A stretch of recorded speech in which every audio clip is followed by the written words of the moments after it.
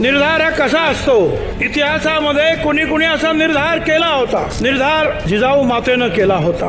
छत्रपती शिवाजी महाराजांना त्यांनी घडवलं आणि स्वराज्याची स्थापना केली. त्यांनी निर्धार व्यक्त केला होता, तो पूर्ण केला. निर्धार झाशीच्या राणीनं केला. निर्धार सावित्रीबाई फुलेंनी केला. मुलींना शिकवल्याशिवाय मी शांत बसणार नाही, हा निर्धार त्यांनी केला. निर्धार अहिल्याबाई होळकरांनी केला.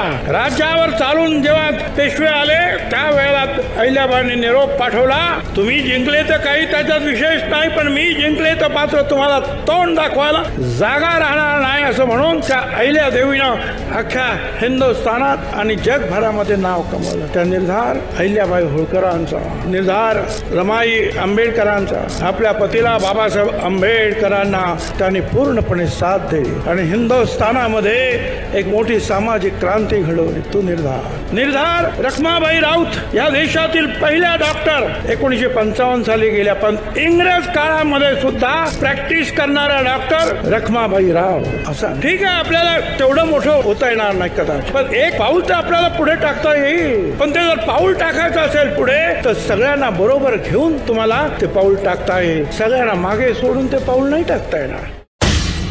ओबीसींच्या अस्तित्वासाठी, आपल्या हक्कासाठी चलो नगर, नामदार छगन भुजबळ साहेब आणि इतर ओबीसी नेत्यांच्या उपस्थितीत महा एल्गार मेळावा 3 फेब्रुवारी रोजी दुपारी 4 वाजता प्लेराबोस मैदान, कोठी रोड, नगर इथं. एकच पर्व, ओबीसी सर्व.